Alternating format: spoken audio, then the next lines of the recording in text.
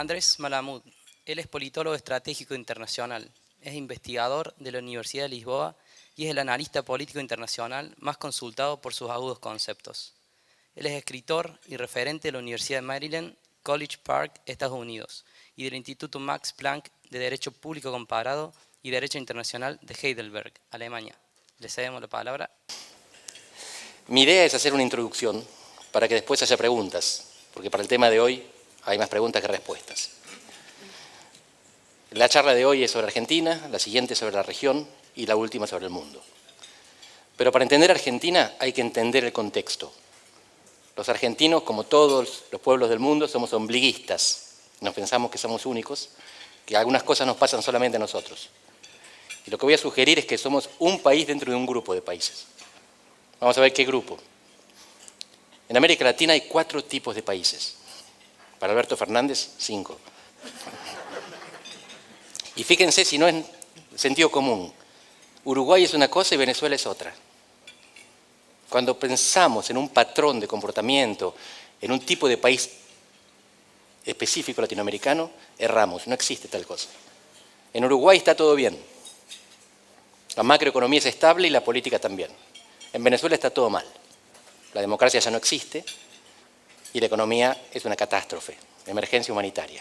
Venezuela es el único país de América Latina cuya población decrece. Tienen cada año menos gente. Hubo un caso con Haití, pero incluso Haití crece a pesar de expulsar población. Así que tenemos ahí los casos extremos. Economía y política bien en Uruguay, mal en Venezuela. Y después tenemos los casos intermedios. Y voy a elegir 2 que son particularmente llamativos. Perú y Argentina. En Perú hay un presidente del Banco Central, Julio Velarde, que está ahí hace 15 años. Fue designado en 2006 por Alan García. 15 años. En ese periodo nosotros tuvimos 8 presidentes del Banco Central. Perú tiene la inflación típica, 2%, lo que los bancos centrales del mundo pretenden de la inflación, que llega al 2%. Menos no es bueno, más tampoco. Para Milei los bancos centrales no son buenos, pero no hay países que no los tengan. Y Perú se financia al 2% en los mercados internacionales. Argentina tiene una inflación en el presupuesto del 29, en la realidad del 50, y no tenemos financiamiento internacional, nadie nos presta. Así que la macroeconomía peruana es magnífica, la macroeconomía argentina es inexistente. La política es al revés. Desde que volvió la democracia a Perú, todos los expresidentes están presos, prófugos o suicidados para no ir presos. En Argentina desearíamos. Pero no, se terminan todos los mandatos constitucionales desde el 2003 en adelante. Y fíjense que en Perú, en la última elección, en la primera vuelta, los 2 candidatos más votados sumaron el 32%, juntos. Pedro Castillo, el presidente, y Keiko Fujimori, la segunda, tuvieron 19-1 y 13 la otra, 32. En Argentina los 2 más votados tuvieron 88.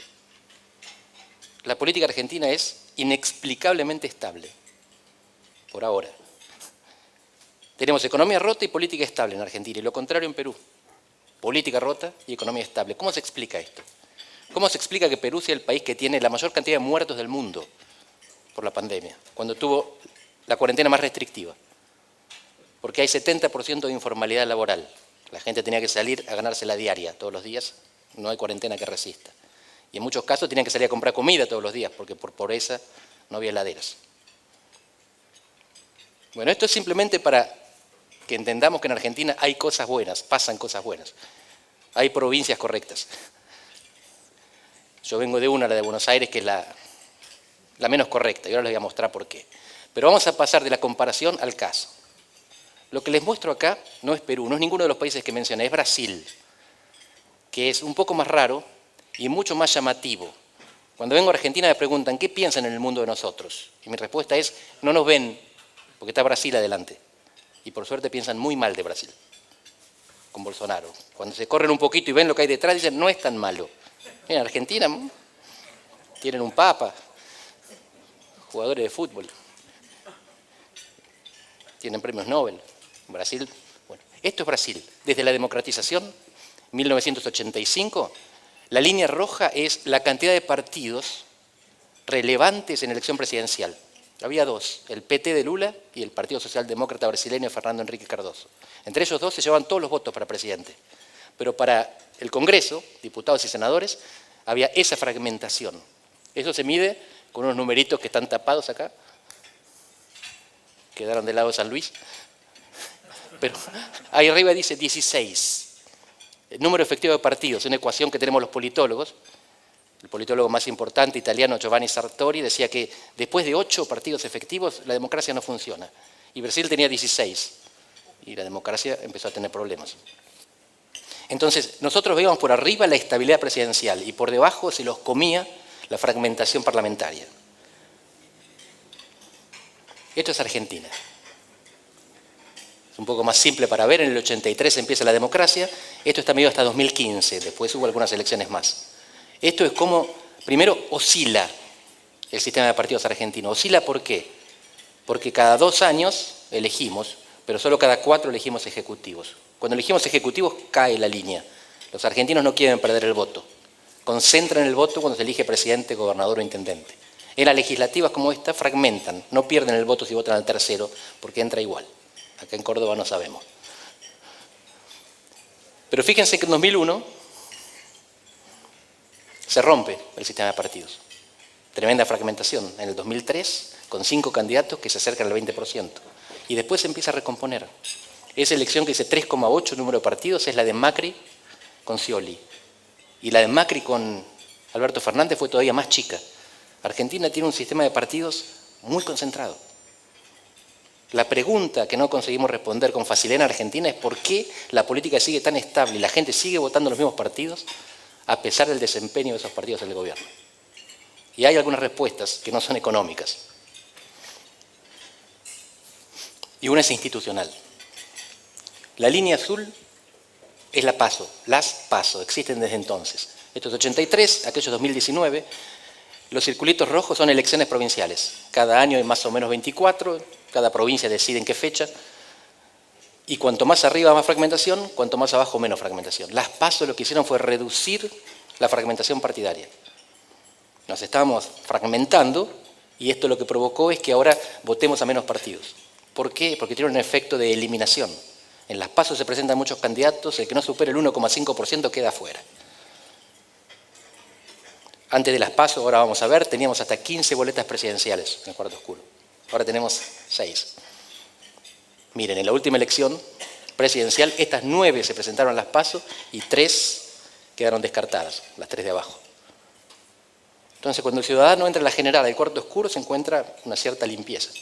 No hay tanta polución visual. Hay otras respuestas, la institucional no es la única, pero quiero que esto quede claro. Argentina tiene los mismos partidos de siempre, o de casi siempre, porque a diferencia de Chile, no permite candidaturas independientes.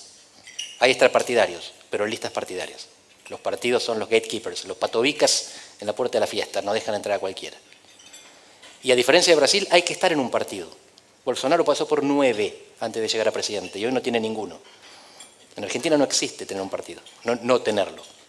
Uno puede ser peronista o radical o crear un tercer partido, pero el único que le funcionó fue a Macri. Porque ni a Allende, ni a Alzogaray, ni a Aldo Rico, ni a Chacho Álvarez, ni a López Murphy, ni a Lilita le funcionó tener un partido que sustituya a los otros dos. Y a Macri le funcionó porque se hizo de un distrito importante, que es el que tiene los fierros nacionales, es el que es la vidriera del país. Es el que tiene los medios, que son locales, y tratan del Bache de Buenos Aires y lo vemos de Jujuy a Tierra del Fuego. En otros países se vota así, la boleta única de papel. Pero esto es un poco tramposo, esto es una boleta portuguesa. Pero fíjense que acá tenemos el nombre del partido, no tenemos el nombre de los candidatos. Es mucho más opaco todavía. Y además es un sistema parlamentario. Se votan los diputados, no se vota el gobierno. El gobierno lo elige después el Parlamento. Si nosotros tuviéramos este sistema en Argentina, tendríamos que votar presidente o gobernador en una, legisladores en otra, y se produciría quizás un desacople. Es decir, sería menos probable que los presidentes o gobernadores tuvieran mayoría en la legislatura. Será más difícil gobernar. Pero esto es un debate para después. Ahora quiero entrar en la cuestión de la distribución federal del poder. Ustedes saben que Córdoba es la segunda provincia más grande del país. Por población. Esto no es población, es patrón electoral que es proporcional a la población. La más grande es Buenos Aires. Si dividiéramos a Buenos Aires en 4 provincias iguales, Córdoba pasaría a ser la 5ª provincia del país. Y dentro de poco, si dividiéramos a Buenos Aires en 5 provincias, Córdoba pasaría a ser la 6ª. Esta desproporción, esta hipertrofia, no existe en ningún país del mundo. Ninguno. California es más grande que Nueva York, que Texas y que Florida, pero no tanto más grande. No duplican, no triplican, mucho menos cuadruplican. Lo mismo con San Pablo, respecto a Minas Gerais, Río de Janeiro y demás. Esto es único. Y esto en parte se debe a que 1/3 de los argentinos viven el 0,5% del territorio. Muchas de las cosas malas que nos pasan, como por ejemplo que nos confundan con otro país, es porque 1/3 de los argentinos, 33%, viven el 0,5% del territorio, ese que está en el puerto y el obelisco. Y gobiernan desde ahí, piensan desde ahí, se imaginan el mundo desde ahí. Y miren si no, este es el gabinete inicial de Alberto Fernández. Ahora vamos a llegar a las elecciones, pero lo importante es saber qué estamos votando, qué va a pasar con lo que estamos votando. Acá hay presidente y vicepresidente y algunos secretarios clave, pero les resumo. Argentina tiene 21 ministros, 18 son de las 2 Buenos Aires. Las otras 22 provincias tienen 3 ministros, todas juntas, Córdoba ninguno. Eso era así cuando asumió Alberto Fernández y eso es así hoy. ¿Cuánta población tienen las 2 Buenos Aires? 45%, tiene el 90% del gabinete. Es un país pensado, aquí se dice desde el puerto, yo digo desde el obelisco, porque el puerto es producción y exportación, y los que gobiernan no tienen mucha idea de eso. Y esta es la peor de las consecuencias. Se dice, y ustedes habrán escuchado, que el problema de Argentina es que La Matanza pone presidente, o voltea presidente, o que la provincia de Buenos Aires pone presidente. Bueno, la verdad es que hubo una sola provincia que en la historia puso un presidente, y fue Córdoba en 2015. Nunca antes ni después, sacando una provincia, se invierte el resultado. Es el único caso en la historia en que, excluyendo Córdoba del total, Scioli es presidente. Nunca otra. Así que fíjense que a pesar de esta magnitud que tiene Buenos Aires, no define lo que pasa en Argentina. Pero es un problema, para sí y para otros. ¿Qué significa? ¿Qué es esto que está acá? Buenos Aires tiene cerca del 40% de la población y aporta cerca del 40% de la coparticipación y recibe un poquito más del 20% de la coparticipación. La redistribución federal está bien. Los ricos le dan un poco a los pobres. La cuestión es que la provincia de Buenos Aires no es rica. A la derecha ustedes pueden ver el ranking de riqueza, PBI per cápita. La provincia de Buenos Aires está número 10. Hay 9 provincias más ricas que la provincia de Buenos Aires. Pero la provincia es la que menos recursos recibe. Para leer rápido este cuadro, debería haber una correspondencia de 1,24. ¿Cuáles son las injusticias más grandes acá? Santa Cruz, provincia hiperrica, recibiendo de las mayores porciones de coparticipación. O Río Negro. Que Cava esté allá arriba está bien. Bueno, Buenos Aires, siendo relativamente pobre, recibe relativamente poco. La consecuencia es que Buenos Aires es ingobernable. Buenos Aires está obligada a gobernarse mal. En realidad podría gobernarse un poco mejor. Los bonaerenses votan mal y se sobreobligan. Pero un excelente gobernador bonaerense no podría hacer milagros con este dinero. Entonces lo que estamos viendo acá es un desacople. Si hay una provincia decisiva en la política argentina, es Córdoba. Si hay una provincia que está condenada a no funcionar por la coparticipación federal, es Buenos Aires. Son las 2 provincias que tienen impacto nacional, solo que Buenos Aires, cuando se enoja, se mueve y cae un gobierno.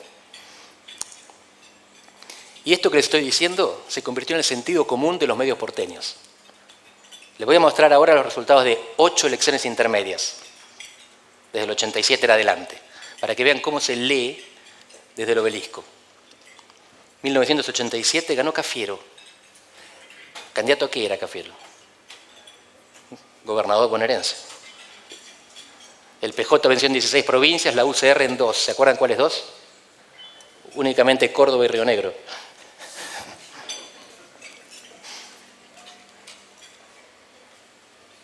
'91. Buenos Aires y Capital fueron las claves del triunfo menemista. Y Duhalde y Ricos, la tercera fuerza, en la provincia de Buenos Aires.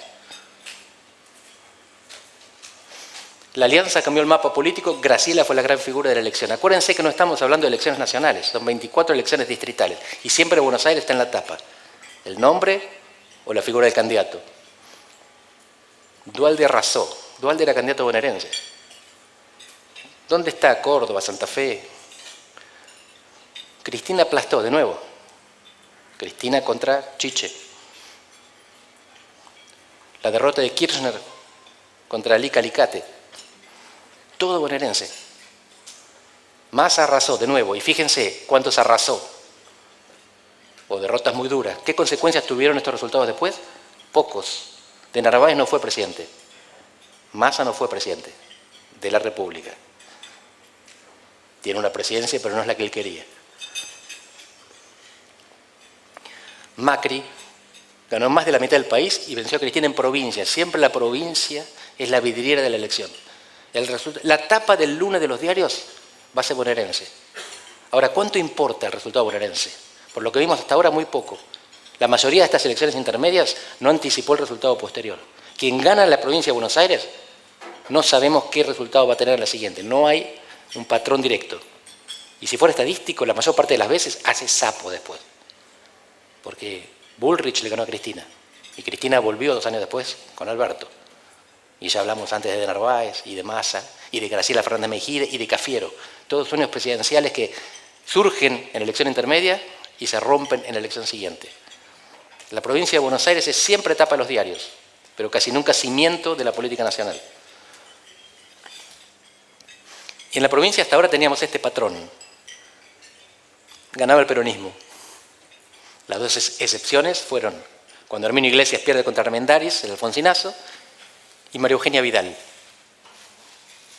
Ahora, la clave es esto. María Eugenia Vidal gana en 2015 con el mismo porcentaje con el que pierde en 2019.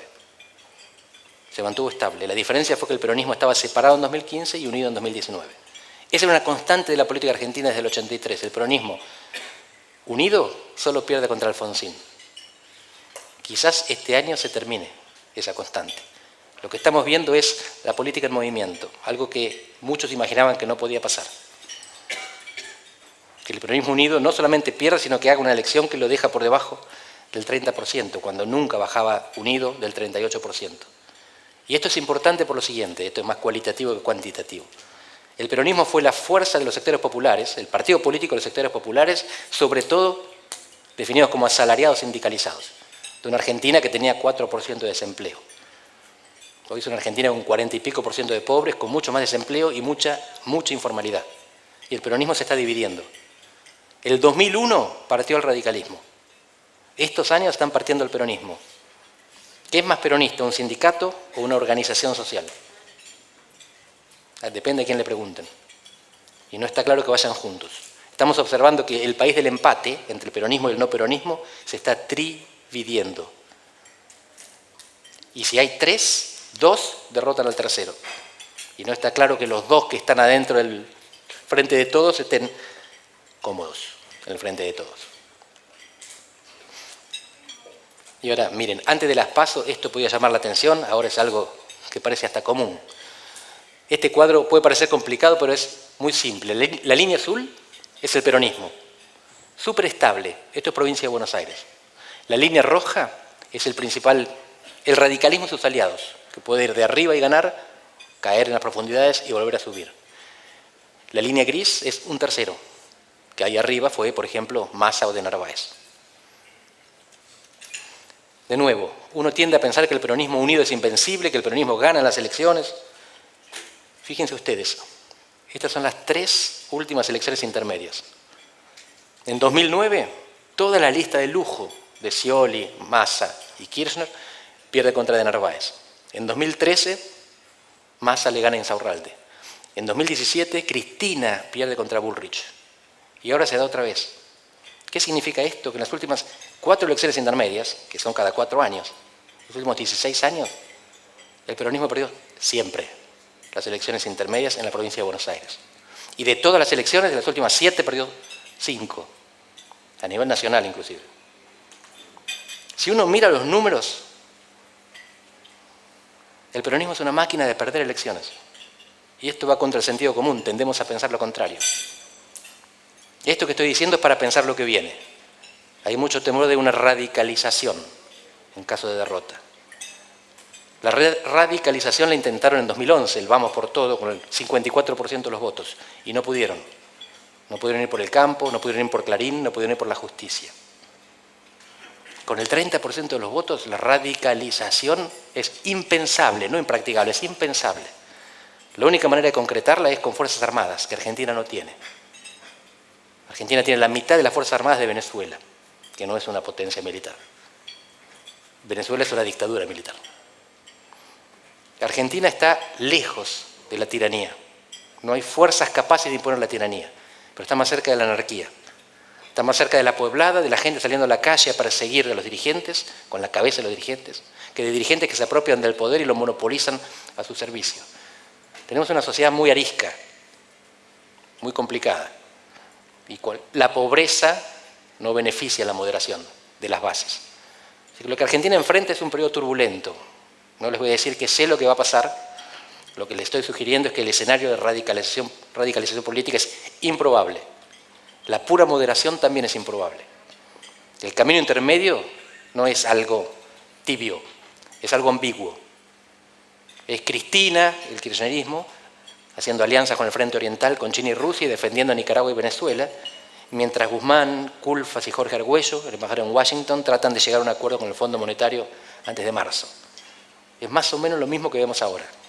Un barco lleno de borrachos, tratando de ver cómo se mantienen en pie. Y ese no es el peor escenario.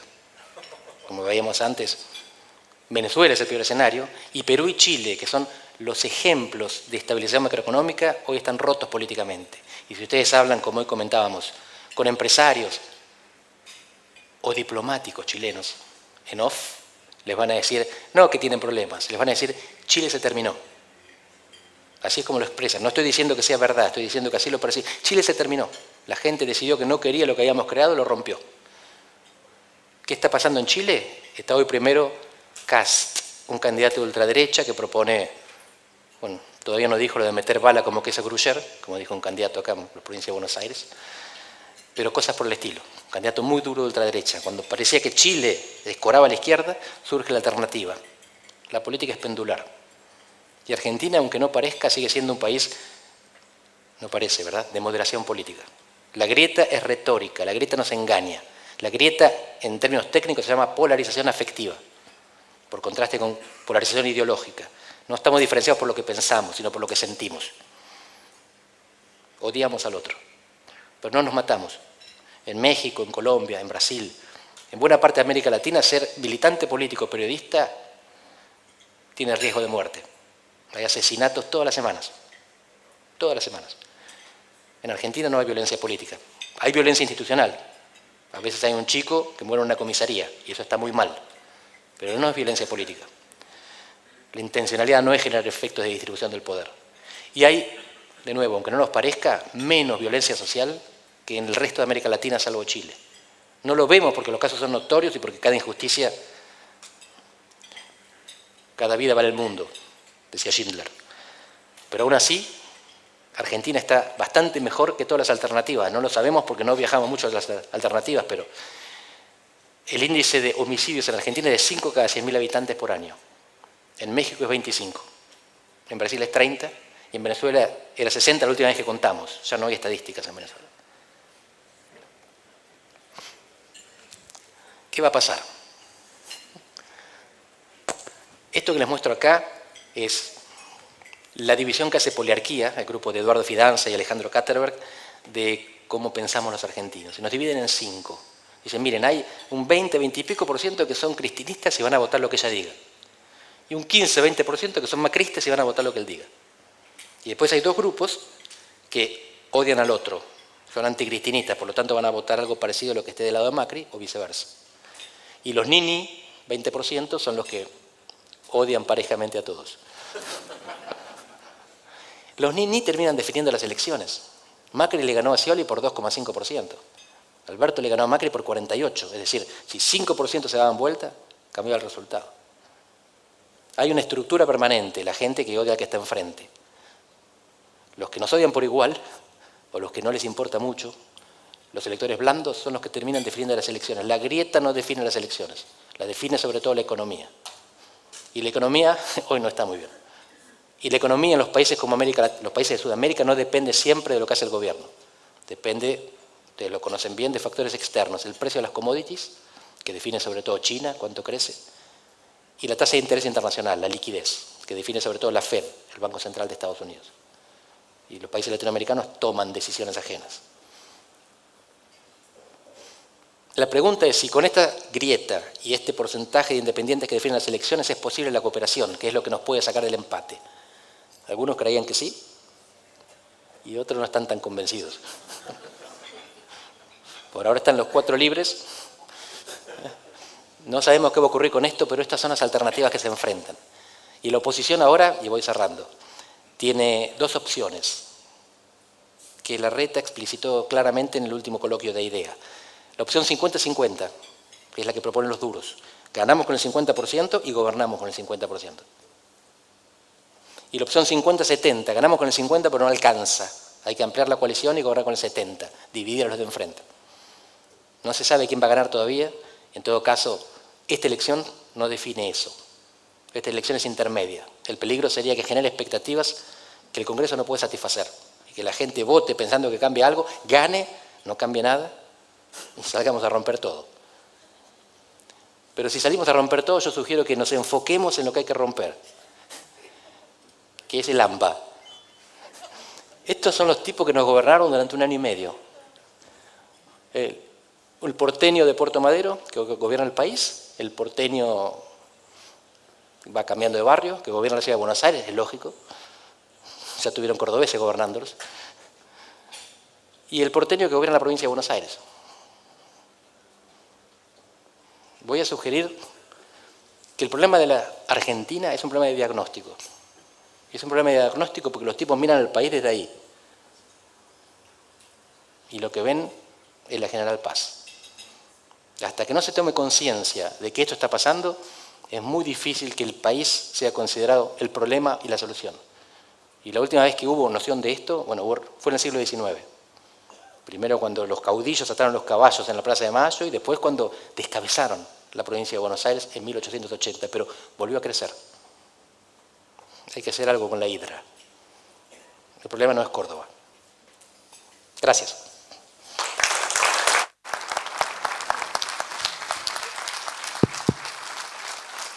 Bien, gracias, Alejandro. Lo que vamos a hacer ahora es una ronda de preguntas, siempre de 1 minuto. Vamos a poner el cronómetro allí para que siempre tenga claro que el orador es el que está adelante, no el que hace la pregunta.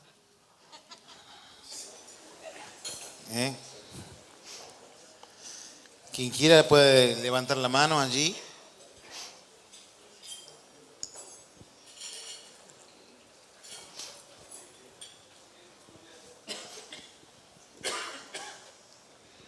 Hola, buenas noches. Bueno, gracias por la exposición. Esta tal vez una pregunta para las próximas charlas, pero por ahí referida a esto, en este contexto que hablan tantos de la globalización, de un mundo que polariza hacia lo global y lo local, y se van desdibujando los estados nacionales, que creo que parte de eso es lo que pasa en Latinoamérica. ¿Cómo impacta esto en Argentina? Y en este contexto que vos decís, donde pareciera que hay una sola localidad que es Buenos Aires, ¿no? Muchas gracias. Bueno, tengo una mala noticia, y que eso de que los estados cuentan cada vez menos es verdadero en los estados débiles. Porque si uno le va a contar esto a los chinos, a los estadounidenses o a los rusos, no saben de qué estamos hablando. Los estados de ellos cuentan siempre mucho. Los europeos se dieron cuenta que ellos eran chiquitos y decidieron juntarse, hasta que los ingleses decidieron pensar de otra manera. Pero somos nosotros los que sufrimos. Las fronteras nacionales son penetradas, traspasadas por capitales o por otros estados cuando no tienen fuerza para resistir. Pero los estados grandes no tienen ese problema. Y si nosotros pensamos que nos afecta a todos, vamos a pensar que están todos pendientes de la misma solución que nosotros. Una comparación para entender esto. El cambio climático no nos perjudica a todos. Si nos perjudicara a todos ya estaríamos haciendo algo para detenerlo. El cambio climático puede tornar arables, cultivables, grandes extensiones de tierra de Rusia y navegable el Ártico. Rusia está sentada, así esperando que siga calentando esto. A Rusia le conviene. Por supuesto que van a tener algunos problemas, no todo es beneficio, pero en proporción va a tener mucho más beneficio que otros países. Lo mismo pasa con la globalización. Los países grandes deciden lo que hacen con la globalización. En China, nuestras aplicaciones no funcionan. Facebook, WhatsApp, Twitter, nada de eso. Está filtrado. Tienen sus propios Facebook, Twitter y WhatsApp, chinos, y lo controlan. La globalización pasa por encima de los estados que no le pueden resistir. Y acaba la segunda mala noticia. Los estados europeos, relativamente chicos como son, resisten mejor. Allá el problema es la precariedad. Precariedad ellos llaman a gente que tiene un contrato de 1.000 euros, 1.000 euristas, que tiene que vivir con los padres hasta una edad avanzada, 30, 40 años. Era mi sueño, no me dejaron. La precariedad es un contrato oficial que tiene un periodo de terminación. Lo nuestro no es precariedad, es informalidad, no hay contrato firmado. Son dos mundos diferentes. Parece lo mismo, Occidente, en el que los jóvenes no consiguen empleos que les gusten y se quejan. Pero allá en Europa es formal, es todo formal. Pagan impuestos, van a tener jubilaciones, tienen acceso a la salud. Es precario, pero formal. Acá es precario e informal. Así que como vemos, la globalización nos afecta, depende de cómo estemos. Si estamos bien parados y somos China, nos afecta poco. Es más, China afecta a la globalización. Lo que pasa en China afecta al mundo. Lo que pasa en el mundo no afecta tanto a China. A China le afecta lo que hace Estados Unidos, las reservas son en dólares de China. Así que la globalización es un fenómeno que nos compete porque somos débiles. Tenemos que tenerlo en cuenta y muchas veces la descentralización sería favorable. Si no hubiera que pasar por Buenos Aires para salir al mundo, tengo un politólogo mendocino y otro neuquino que siempre dice el Mercosur para nosotros es otro planeta. Nosotros queremos comerciar con Chile y salir al Pacífico. ¿De qué nos sirve Brasil y el Atlántico? Bueno, depende de dónde uno esté. Ustedes están en el medio. Quizás tengan opciones. Pero lo importante es saber que así como está esto no funciona. La descentralización, la localización, algunas cosas podría funcionar. Pero de nuevo, la globalización es lo que hagamos con ella. Y siendo débiles no es mucho lo que podemos hacer. Actuamos defensivamente. La próxima voy a responder más optimista porque si no hay un bajón. Negro el fondo, se puso el fondo negro. Corresponde. Hola, ¿cómo estás? Una consulta respecto a la concentración que decías del AMBA. Del 83 a esta parte, la mayoría de los presidentes no han sido del área del AMBA. ¿Y por qué no cambió en esos periodos? La reforma del 94 es fundamental para entender lo que pasa ahí, pero no es suficiente. Alfonsín viene de la provincia de Buenos Aires, pero los peronistas no. Uno de La Rioja, uno de Santa Cruz, Cristina era platense, pero hace carrera en Santa Cruz, y uno de Puerto Madero. ¿De dónde vienen los presidentes no peronistas? De la capital. Tanto de la Rúa como Macri eran porteños. Y no solamente ellos, sus vicepresidentes. Fíjense que después del 94 se acaba el equilibrio federal. Fue de la Rúa Chacho Álvarez, 2 porteños, y Macri Michetti, 2 porteños. Esto, en el 94, hasta el 94 hubiera sido intragable, impasable, antipolítico, perdedor.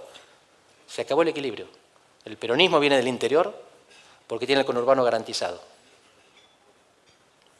Y el no peronismo viene de la capital porque es el lugar donde tienen los medios de lo que penetra el territorio. Son cuestiones parte institucionales y parte sociodemográficas. Esto empieza a cambiar, los kirchner se dan cuenta y por eso empiezan a recuperar la provincia de Buenos Aires. Pero fíjense los últimos gobernadores bonaerenses. Kicillof, antes de ser gobernador, era diputado porteño. Vidal, antes de ser gobernadora bonaerense, era vicejefa de gobierno porteño. Scioli, antes de ser gobernador, era vicepresidente, después de haber sido diputado porteño. Rucauf era vicepresidente antes de haber sido diputado porteño. Y Solá nació en la Recoleta y estudió en el Nacional de Buenos Aires. Tiene alguna historia agropecuaria, pero... Así que son todos porteños. ¿Por qué? Porque son actores de segundo nivel puestos por el presidente para garantizar su estabilidad. A Duhalde lo pone Menem, a Rucauf lo pone Menem, a Scioli lo pone Kirchner, a Kicillof lo pone la vicepresidenta y a María Eugenia Vidal la lleva Macri. Siempre así, es el presidente el que necesita la provincia de Buenos Aires para ser estable, no para llegar. No precisan la provincia de Buenos Aires para ganar, la precisan para que no los voltee. La provincia de Buenos Aires es un elemento de inestabilidad en la política argentina. Si ustedes quieren saber cómo se vive mal en Argentina, vayan, no es todo el conurbano, no es verdad, en San Isidro bien, pero buenas partes del conurbano. La situación de la provincia de Buenos Aires no beneficia a la mayoría de los bonaerenses y no le permite a la provincia gobernar el país. Si recuerdan los números, si ellos tuvieran el poder de gobernar el país no tendrían 21% de coparticipación. La provincia, de hecho, es confiscada por esta ley que fue promovida por Cafiero para conseguir que otros gobernadores peronistas lo bancasen para la presidencia y que después no salió mal, no salió bien. Entonces, la provincia de Buenos Aires no gobierna, se perjudica y perjudica a los otros. Es más visible y más controlable después de la reforma del 94. Pero de nuevo, nunca decidió un presidente. Si me preguntan por qué los dirigentes bonaerenses no se dan cuenta de esto, ese es el problema de diagnóstico, de gente haciendo cosas que no le favorecen. En general hay cursus honorum. Un intendente quiere ser gobernador, un gobernador quiere ser presidente. En la provincia de Buenos Aires los intendentes no llegan a gobernador. Y los gobernadores no llegan a presidente. Está cortada la carrera. Un gran intendente ambicioso, ¿a qué aspira? A ser ministro. En el Gabinete Nacional, los 21 que mencioné, 6 son ex intendentes bonaerenses. 6 de 21, contra 3 que son de otras provincias. Uno es exgobernador. 6 ex intendentes, 3 de otras provincias y el resto del resto de Buenos Aires. En el gabinete bonaerense ahora hay, de nuevo, Insaurralde y otro más. Los intendentes pueden ser ministros, designados a dedo y echados a mano. Es un sistema que perjudica a todos. Pero esto se ve en el corto plazo y se considera que no hay mucho que hacer para cambiarlo. De hecho, bajan los brazos, creen que esto no tiene solución. Y creyendo que no tiene solución, no la crean. Es una provincia resignada, que hunde un país que se resignó a bancarse esa provincia. Esa no fue muy amplia. No.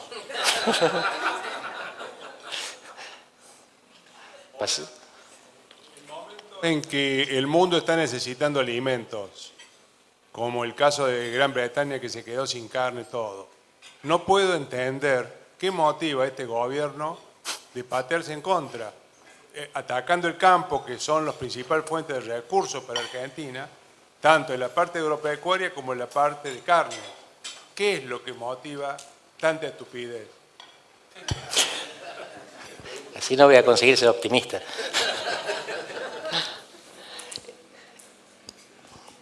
No adjudiquemos a la mala voluntad lo que se puede explicar por la estupidez. Es ignorancia. Es ignorancia de principios económicos básicos. No lo digo yo. Hubo en los últimos tiempos acuerdos puntuales en el Congreso, la ley de alquileres, que fueron votados por mayoría de todos los partidos. Los economistas de todos los partidos decían que eso estaba mal hecho y que iba a tener las consecuencias que tuvo. Que teníamos los economistas transversalmente dijeron esto está mal y los dirigentes diciendo transversalmente lo vamos a votar. El conocimiento está por un lado, la acción está por el otro.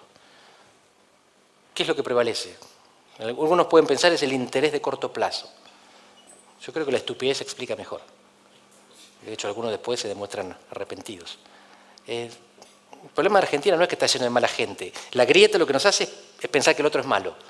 En realidad el otro suele ser estúpido. Y a veces nosotros también.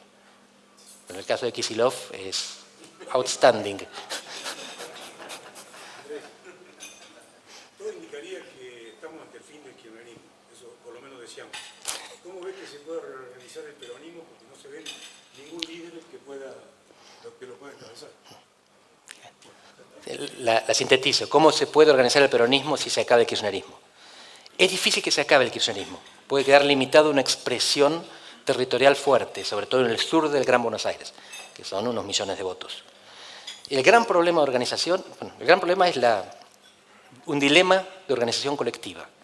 ¿Qué es esto? Cuando tenemos que actuar entre muchos, nos tenemos que poner de acuerdo. Pero a todos nos conviene que los demás hagan el esfuerzo cuando el beneficio se reparte en partes iguales. Es decir, todos pagamos los impuestos y todos recibimos el servicio de alumbrado público. Pero si yo no pago, igual recibo el servicio de alumbrado público. No me cortan la luz en la puerta. Entonces el incentivo es que paguen otros.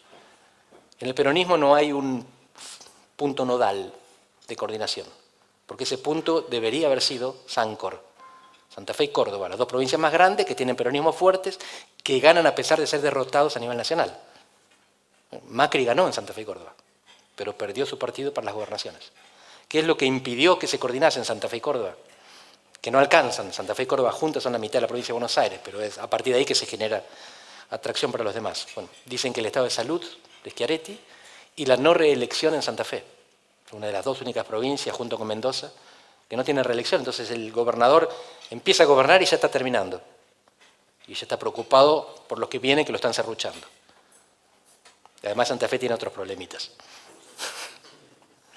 Particularmente Rosario, que también podemos hablar de esto porque es el problema que anticipamos que viene. Pero es un problema de falta de coordinación. Y es muy difícil de resolver si no hay los incentivos adecuados. Los incentivos en este caso son para protegerse en la provincia y negociar directamente con el gobierno, porque uno piensa que si negocia con el otro gobernador puede lograr poco o puede ser traicionado. Pero en definitiva es son demasiados actores muy fragmentados.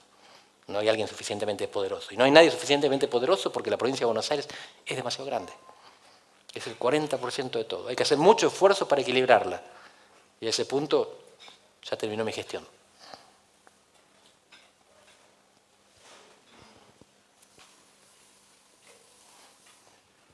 Para ver si siendo más explícito te sacamos algo optimista. ¿Qué razones tenemos para ser optimistas de los próximos 20 años? Los países no desaparecen. Estoy exagerando.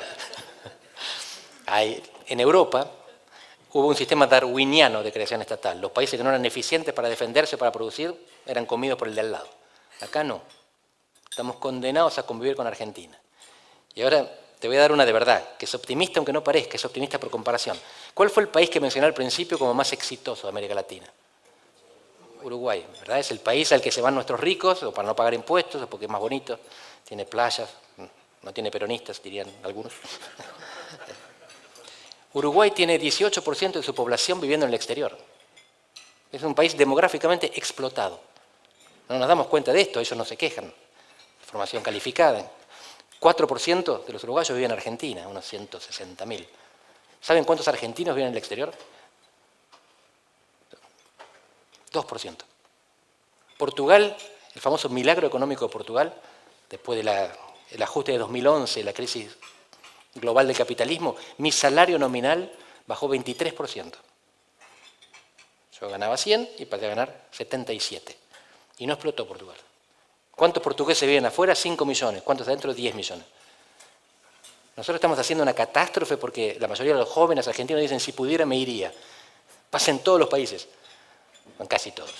Hay países que absorben, Alemania, Estados Unidos, son países con 15% de inmigrantes. ¿Cuántos inmigrantes hay en Argentina? ¿Cuántos habitantes pueblan nuestro suelo sin haber nacido en él? 5 millones, más del 2%. Argentina sigue siendo un país de atracción. Puede haber, despectivamente, racistamente, uno puede decir, sí, pero se van los buenos y vienen los malos. Los venezolanos y los uruguayos tienen alta formación. Los bolivianos son muy trabajadores en áreas específicas. Huertas, vestidos, paraguayos. Uno puede decir, no tienen formación profesional. No, pero los argentinos no quieren hacer ese trabajo. Pasa en todos lados. Así que Argentina tiene el doble de ingresos que egresos. Es un país que atrae más de lo que expulsa. Yo no te voy a decir, Argentina es un país bárbaro. Lo está diciendo la gente, los que vienen y los que se van. ¿Está todo bien? No, no está todo bien. Pero los países que nos parece que está todo bien, como Uruguay y Portugal, está todo bien porque la gente se fue. Es verdad. No estamos tan mal.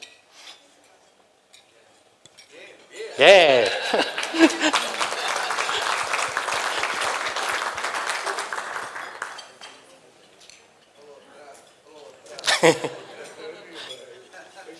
¿Qué tal? Buenas noches. ¿Y cuál sería,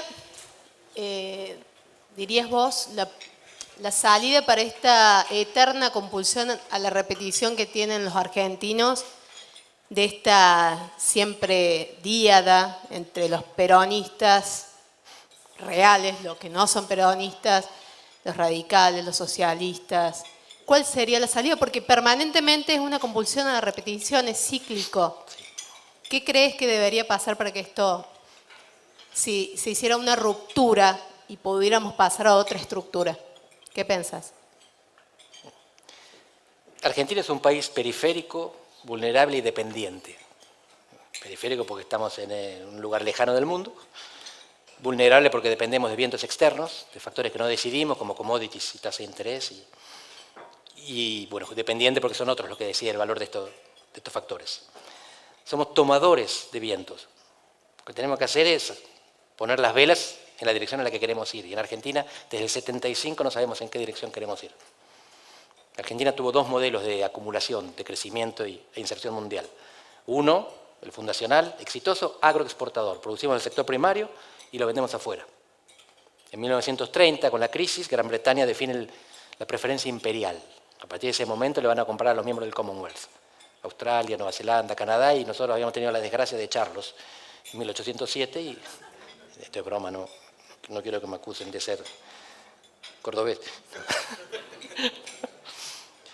Entonces quedamos afuera, hacemos el pacto Roca-Runciman, no alcanza y buscamos alternativa. Y ahí desarrollamos algunas industrias, ya venían tomando fuerza, no tomaron gran fuerza, pero conseguimos vivir de eso, industrialización, es decir, segundo sector, para sustituir importaciones, mercado doméstico. Cambiamos lo que hacíamos y a quién se lo vendíamos. De agro a industria, de vender afuera a vender adentro. En el 75 con el Rodrigazo, ¡tum! Bandera de remate, se termina. Desde entonces no sabemos qué hacemos ni a quién se lo vendemos. Tenemos el campo hiperproductivo, agroindustria, pero genera muy poco empleo y redistribuye poco. Las retenciones son un mecanismo forzado para redistribuir un poco esa hiperproductividad concentrada. Y tenemos nichos, 11 unicornios, INVAP, el Balseiro. Somos el único país subdesarrollado que le vendió reactores nucleares a países desarrollados, el único. A Holanda, Australia. No sé si hay alguna actualización. Producimos vacunas, ponemos satélites, por supuesto, esto es coordinación con otros países, combinación de capitales. Pero es un país que se destaca entre los subdesarrollados. Pero son nichos, son islas de excelencia en un océano de mediocridad. De lo que se trata es de generar encadenamientos de esas islas de excelencia para que la mediocridad suba un poco y deje de serlo. Decirlo es facilísimo. Hacerlo es identificar estos sectores, que eso no es muy complicado. Bioeconomía y economía del conocimiento. Bioeconomía es el campo y todos los derivados. El campo es también química, medicina, tejidos. Y economía del conocimiento, que es Silicon Valley mucho más grande. Son los unicornios y el software y todo lo que ustedes conocen mejor que yo. ¿Alcanza eso para alimentar un país de 45 millones de habitantes? Si hay suficientes encadenamientos, probablemente sí. ¿Quién está apostando a eso? No sé. No es la discusión. Se están discutiendo otras cosas. ¿Qué es lo que quizás habría que hacer? Discutir estos temas. ¿Cómo? Hay dos posiciones. Una es, alguien tiene este proyecto industrial sustitutivo, otro tiene este proyecto economía del conocimiento, vamos a votar y el que gana lo implementa. Otra es, si seguimos en esta, vamos a seguir en el péndulo, pongámonos de acuerdo. Hagamos un poco de cada cosa, cedamos, vamos a lo que es hiperproductivo, pero vamos también a lo que genera empleo, aunque sea empleo de baja productividad, pero sin empleo no hay inclusión, no hay redistribución y la gente tiene que vivir de algo. No todos pueden ser Einstein o Zuckerberg. Pero de nuevo, es muy fácil decir esto, es más difícil ponerse de acuerdo. La cuestión es si se ponen de acuerdo para discutir estos temas o siguen en el corto plazo. Y Argentina tiene un problema en largo plazo. Termina en la General Paz. Andrés. Sí. Desde tu punto de vista, ¿por qué los argentinos tenemos esta sensación de que siempre estamos mal, siempre todos se quieren ir? Cuando vos lo pones en números, en realidad es otra cosa, pero ¿qué es lo que termina generando esta sensación en la sociedad que creo que también no nos deja unirnos? ¿Qué es lo que nos pasa desde tu punto de vista? Al que le pregunte, nos tenemos que ir, este país no sirve, siempre primero le queja. Es algo que se llama aversión a la pérdida. Mecanismos psicológicos que se descubrieron en los últimos años y generaron un par de premios Nobel. Los seres humanos no le damos el mismo valor a la ganancia que a la pérdida. Encontrar $100 nos produce una unidad de satisfacción. Perderlos nos produce 2 unidades de rabia o tristeza. Argentina estuvo mejor que ahora y decae. En otros países habitualmente, no sé si conocen Simón Kuznets, era un economista que hablaba de que había 4 tipos de países en el mundo. Los desarrollados, los subdesarrollados, Japón y Argentina. Japón es un país que no tiene territorio, no tiene recursos, pero tiene millones de japoneses trabajadores. Y Argentina tiene territorio y tiene recursos, pero no tiene japoneses trabajadores. Bueno, Argentina tuvo esa suerte de ser un país desierto. En términos de densidad demográfica somos casi un país desierto. Toda América del Sur es desierta. Y se enriqueció en base con poco capital, poco trabajo, vino capital, fueron los ferrocarriles y con eso exportamos al mundo y vivíamos todos muy bien. Y a partir de entonces, con estos obstáculos que primero nos cerraron el mundo y después nos cerraron la industrialización, nos quedamos huérfanos y empeorando. Los argentinos pensamos que nos va mal porque nos va peor que antes. Lo que yo estoy haciendo es compararnos con los de al lado. La comparación histórica nos deja mal parados, la comparación geográfica nos deja bien parados. Cada uno elige medio lleno, medio vacío. Las dos son ciertas. Pero nosotros no nos comparábamos con América Latina. Nos comparábamos con Europa y en algunos casos fuimos más ricos. Entonces estamos tristes, irritados o deprimidos porque estuvimos mejor. Y entonces nos sentimos decadentes. Cuando miras alrededor decís, hay esperanza. Todavía no caímos tan bajo. Pobres hermanos latinoamericanos. Algunos nos vienen superando, pero esos que nos vienen superando se están rompiendo también. Y ahora, bueno, lo que voy a decir ahora es un poco fatalista, pero para que veamos que no es todo culpa nuestra. ¿Cuántos países desarrollados hay en América Latina? 0. No hay países desarrollados en América. ¿Y en África? ¿Y en Europa? Todos. Entonces, ¿cómo? ¿Por qué? ¿Son todos inteligentes? ¿Españoles, finlandeses, franceses? ¿La geografía tendrá algo que ver? Casi toda la explicación del desarrollo es geográfica, no es económica. Los economistas ortodoxos nos vienen con las recetas y los manuales, y en realidad lo que funciona es estar en Europa. Hay 3 tipos de países desarrollados. Los pioneros, Gran Bretaña, Alemania, Francia, que son los que se desarrollan cuando no hay nadie arriba. Hay una estrategia que se llama patear la escalera, que es lo que está pasando en el clima. Los que llegaron quemando carbón, ahora tienen energías limpias y quieren que los que estamos abajo no quememos carbón. Pero todavía no llegamos nosotros, están pateando la escalera para que no subamos. Después a estos pioneros se les agregan los herederos. Australia, Canadá, Nueva Zelanda, algunos piensan en Israel, son europeos que van con la mentalidad de la productividad a otro lugar. Y finalmente los países que eran geopolíticamente estratégicos para los pioneros o sus herederos. También algunos piensan en Israel, Japón, Corea, la propia Europa. Europa está ahí por el Plan Marshall. Estados Unidos bancó la reconstrucción japonesa y lo protege todavía militarmente. Singapur, porque Singapur es un hub de conexión. El primer país desarrollado de América Latina será probablemente Panamá, porque le sirve al mundo, porque le sirve a los capitalistas tener ahí un punto de pasaje y que haya un país estable y rico donde ellos pueden dormir de noche cuando pasan. No es mérito. ¿Qué hicieron los panameños para ser el primer país desarrollado? Pasa que si uno se queda con esto no hace nada. En realidad lo que los países tienen que hacer es prepararse para cuando alguna vez les toque. Pero te toca o no te toca.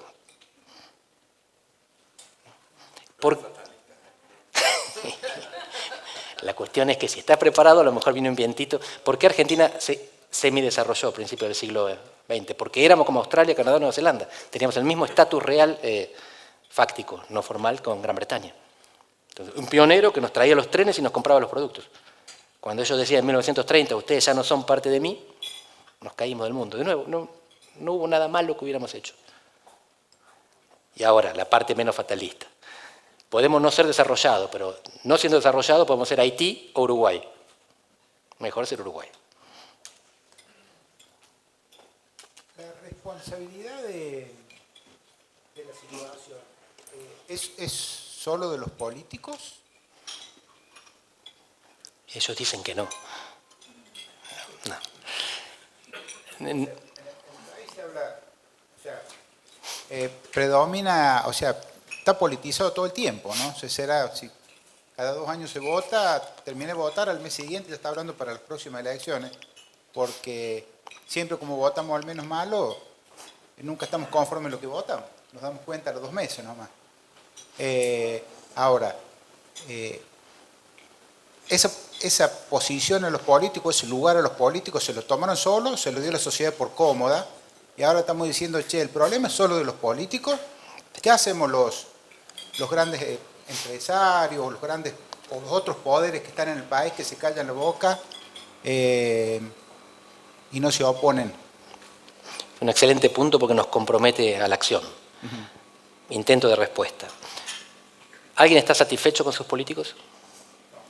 Esta respuesta la obtienen si la hacen en España, en Francia, en Gran Bretaña, en Estados Unidos, en Brasil.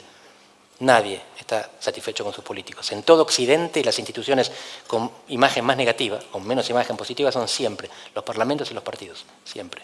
Y después, en algunos casos, pues las Fuerzas Armadas pueden estar más arriba o más abajo, los medios de comunicación, los jueces, eso depende del país. Pero parlamentos y partidos en ningún país están arriba, todos los odiamos. Ahora, ¿hay alguna democracia que haya conseguido deshacerse de parlamentos y partidos? Bueno, hay 6. Vanuatu, Tuvalu, Micronesia, Kiribati. O sea, son 6 archipiélagos con menos de 100.000 habitantes. Son los únicos casos de democracia sin partidos. El que quiere democracia, la democracia viene con partidos. No hay otra manera de gobernar países grandes con frontera y con millones de habitantes. Estamos condenados a ellos. Tenemos que tratar de que sean lo mejor posible. Nuestros dirigentes son malos, mediocres, horribles, corruptos. Muchos sí. Hay que ver qué se hace. Se los mejora, se los cambia. A veces las instituciones colaboran. Como les mostraba, Argentina tiene un sistema electoral restrictivo en vez de permisivo. Tiene un costo altísimo de entrada. A los outsiders los sopapean la cara. ¿Vale? Y fíjense que están siempre los mismos. Y cuando entran outsiders, que no es que no hayan entrado, después los naturalizamos, nos olvidamos. Scioli, Palito Ortega, Reutemann, no hacían política, entraron por un partido. Después del CEL, Baldassi, ¿cómo se llama el pampeano, jugador de fútbol? McAllister, también son partidos que los reclutan. Ahora Carolina Lozada, Martín Tetaz, Facundo Manes. No pueden formar partidos por afuera, no funciona, ¿no? Argentina no permite. Así que son los partidos los que se van renovando a través del reclutamiento de gente que no estaba en la política, o de nueva sangre, los jóvenes que van llegando. Creo que acá hay unos cuantos casos en Córdoba. Entonces es parcialmente responsabilidad de la sociedad, es parcialmente responsabilidad o consecuencia de las instituciones, es muy importantemente consecuencia de los vientos del mundo, y además los políticos podrían ayudar. Pero que hay un nivel de mediocridad que en el pasado no existía, es lo que piensan en todos los países. Uno mira alrededor a ver dónde están los de Gaulle o los Churchill, y no los encuentra, pero tampoco los encuentran en Gran Bretaña y Francia. Todos piensan que sus líderes son los peores históricos. Todos en tiempo presente pensamos que nuestros líderes son deplorables. En perspectiva histórica, a veces algunos se destacan. Churchill perdió las elecciones el año en que ganó la guerra, 1945. Gana la guerra mundial y pierde las elecciones, lo echan. Nunca los queremos. Perdón, pero ¿no será que a nosotros nos faltan partidos políticos? Porque nosotros no tenemos partidos políticos. Y los países que tienen partidos políticos, y no en esa cantidad, y no en gran cantidad, van y vienen, pero funcionan. Europa es un caso, Estados Unidos es otro caso. ¿No será que nosotros tenemos que tener partidos políticos? Buena pregunta. Nosotros los politólogos somos minimalistas, creemos que partidos políticos son organizaciones que presentan candidatos a elecciones, y eso tenemos. La cuestión es si son cohesionados y si tienen contenido programático, y eso es discutible. Pero en Estados Unidos tienen mucho menos contenido programático que en Argentina. Biden ahora, que acaba de perder una elección y otra la ganó por poco en 2 estados, no consigue pasar su plan de gobierno, su agenda, porque tiene la mitad de los senadores, y uno es un demócrata de un estado contaminador industrial. No consigue pasar su agenda porque alguien de su propio partido le vota en contra. Son menos disciplinados los partidos norteamericanos que los argentinos. En Alemania no. En Alemania hubo elecciones hace un mes y están negociando la coalición. ¿Saben cómo se negocia una coalición en Alemania? Hay comisiones de todo tipo, negociando al mismo tiempo de 5 partidos diferentes para ver con quién, son 3 ahora, y sobre cada área. Y lo que deciden son presupuestos multianuales para ver cuánto dinero le van a dedicar a salud y en qué tema. No están repartiendo ministerios, eso viene después. Los alemanes, bueno, hacen esto, pero cuando se equivocan hacen una guerra mundial. Y en Italia o en Bélgica viven mucho tiempo sin gobierno, de hecho, pero años sin gobierno, porque no se pueden poner de acuerdo. El tema es que son ricos, entonces, mientras no hay gobierno, ellos siguen produciendo y comiendo. Pero Mussolini decía, gobernar a los italianos no es difícil, es inútil. Y algo de eso tenemos. Yo tengo una pregunta. Mirando a futuro, ¿qué rol va a jugar, según tu entendimiento, las redes sociales, el internet, el blockchain, todo lo nuevo que se viene con la capacidad de participación que nos da eso?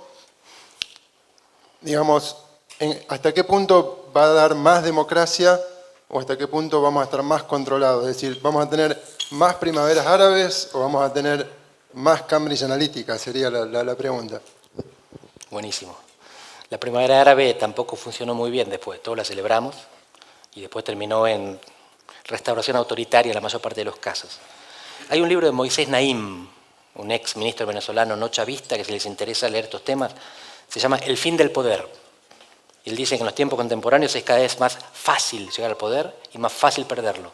Lo difícil es mantenerlo. Porque toda esta tecnología lo que hace es traer el poder del palacio a la calle y erosionar gobiernos con mucha facilidad, pero es como jugar al fútbol. Construir una jugada para hacer un gol es complicado, pero colgarla a la tribuna es facilísimo. Destruir, voltear un gobierno es muy simple. Construir es mucho más complicado, es más forzado, requiere más tiempo. Y las redes son muy útiles para destruir. Permiten organizar una manifestación para ir a tirar una dictadura, pero no permiten formar un gobierno y mucho menos gobernar. Sin embargo, se las utilizó, fíjense, qué contraste, Bolsonaro y Trump. Cada uno utilizó la red que le servía en su país. Trump tuiteaba. Twitter es una red súper extendida en Estados Unidos. En Estados Unidos no hay WhatsApp casi, lo usan muy poco. En Brasil, WhatsApp es todo. El país más whatsappeado del mundo. Se comunican todos, como nadie llama por teléfono. Esa fue la red de Bolsonaro. Entonces, aprovecharon el instrumento que tenían a mano. De blockchain no te puedo decir mucho porque todavía no sabemos qué es lo que va a pasar. Estamos experimentando en El Salvador. Bueno, vieron que está el presidente hippie tratando de ver qué es lo que pasa con las criptomonedas, pero por ahora yo tiendo a pensar que va a ser una burbuja, pero soy un ignorante al respecto, así que...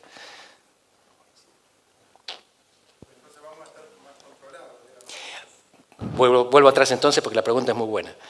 En China saben todo de los chinos y de los que entran en China.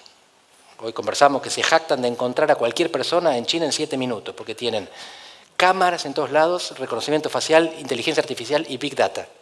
Las personas somos los insumos de la nueva industria de la información.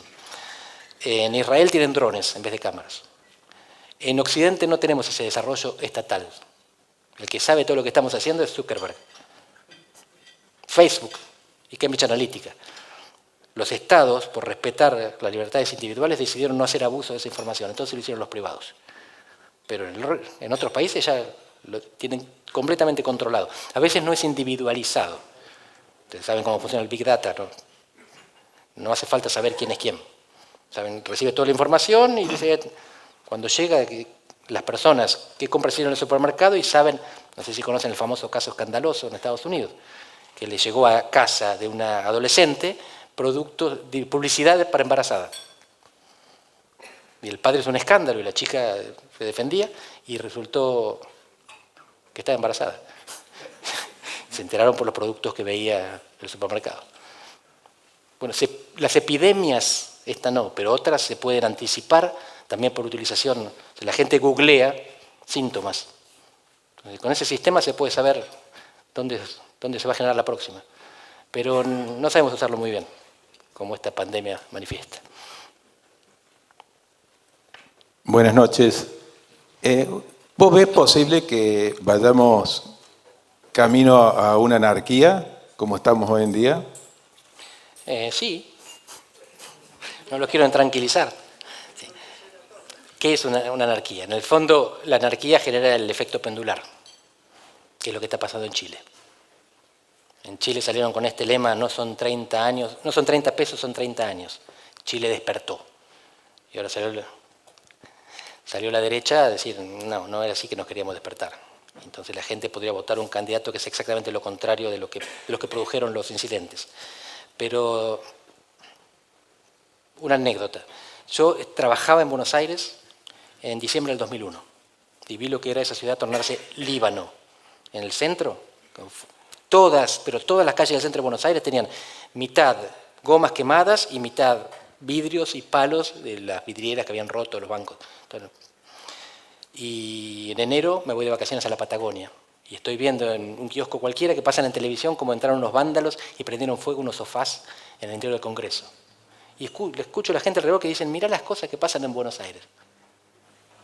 Yo pensaba que era Argentina, venía de Buenos Aires, mentalidad porteña.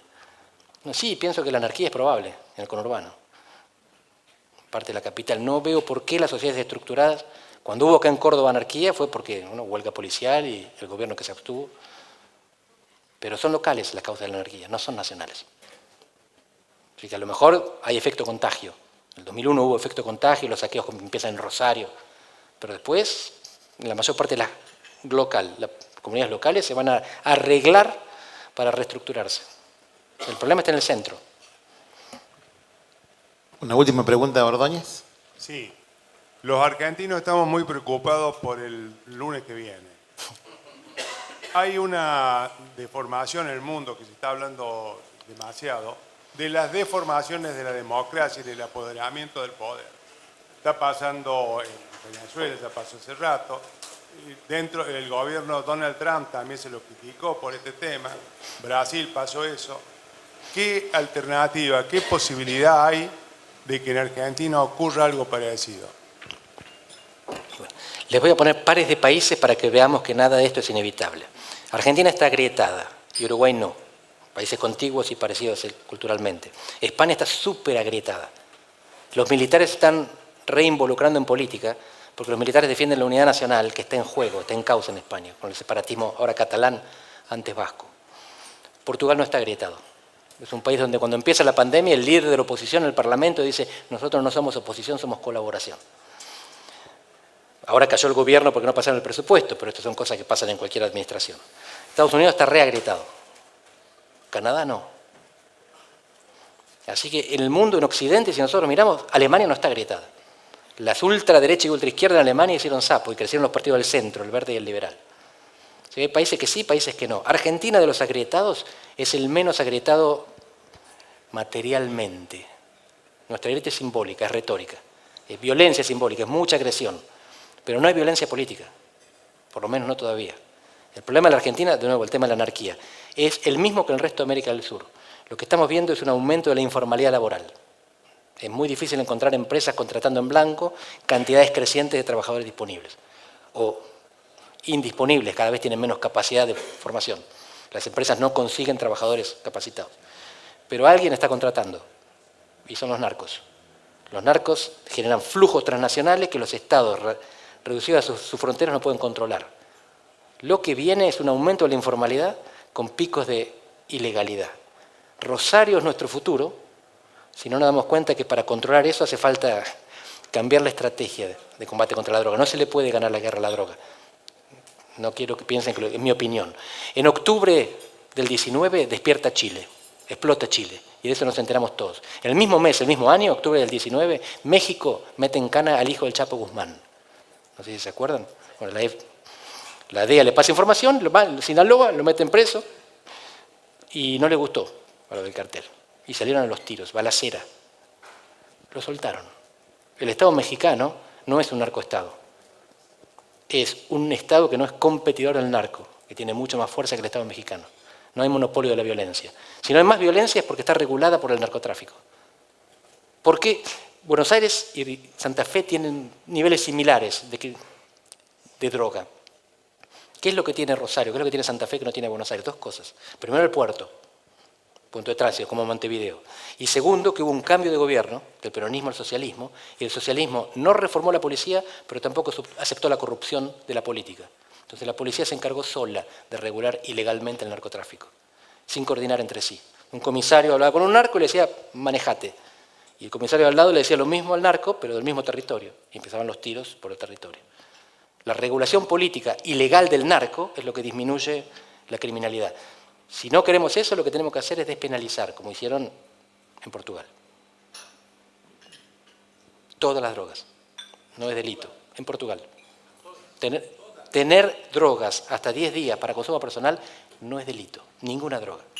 La cantidad de droga varía en función de cuánto se consume hasta 10 días. El tráfico sí es delito. Bajaron las muertes, bajaron los contagios, las infecciones, el SIDA, la violencia, los robos, todo. muy drástico, ¿verdad? Pero los que dijeron esto hace 10 años fueron 3 expresidentes latinoamericanos liderados por Fernando Enrique Cardoso en un documento de las Naciones Unidas. Este debate nuestros políticos nos animan a darlo. Vivimos, y lo que le estoy diciendo son cosas que pasan, este documento está ahí. La guerra contra las drogas empieza en el 71, Nixon. Hace 50 años que perdemos la guerra contra las drogas y seguimos mintiendo diciendo decomisamos 10 kilos de marihuana, ganamos, estamos ganando. Todo eso está arreglado, las decomisaciones están arregladas la mayor parte de las veces, porque esa regulación ilegal es lo que permite la reducción de la violencia. No hay manera de tener más plata que el narco, siempre los narcos van a ganar más que los policías. Lo que hay que hacer es bajar el valor del negocio, pero de nuevo, no me crean a mí, fíjense que estos ejemplos están... Uruguay está intentándolo. En Estados Unidos, en más de la mitad de los estados, la marihuana es legal y genera impuestos y ponen carteles enormes diciendo este año recaudamos $200 millones del cultivo del cannabis. Acá en Argentina ya está el cannabis medicinal. Gerardo Morales ya está peleando por el recreativo. Y son declaraciones públicas. Él piensa que del cannabis Jujuy va a sacar más plata que del litio y de la energía solar combinadas. Para exportar, porque nosotros no consumimos. Bien, para terminar la última parte, y Andrés, ¿podrías contarnos algo del próximo evento? De lo que va a ser, más o menos, para que todos tengan... ¿Cómo no? Lo que habíamos hablado con Isra era precisamente encadenar esto para que este fuera el político, porque habiendo elecciones se me ponía a hablar de la globalización, nos íbamos a aburrir. El siguiente es la región, para tratar de entender magnificado lo que hablé al principio, qué es lo que está pasando en América Latina, qué es lo que está pasando con la droga, qué es lo que está pasando con la estabilidad política macroeconómica. Es decir, los presidentes de Perú y Ecuador no tienen un tercio en su Congreso unicameral. ¿Van a terminar el mandato? Entonces les cuento la próxima. ¿Qué va a pasar en Brasil? ¿Qué va a pasar con los militares? Esa es la segunda. La tercera es conflicto China-Estados Unidos. Pueden ir a la guerra por Taiwán. Si no van a la guerra, ¿se van a desacoplar o se van a seguir integrando? ¿O van a tener áreas de acople, combate contra el calentamiento global, y áreas de desacople, guerra comercial, de inversión y sobre todo tecnología? La idea, yo voy a tratar de tirarles preguntas, interrogantes, algunas respuestas arriesgadas, pero siempre que les dé la respuesta les voy a decir quién lo dice para que peleen con él o con ella.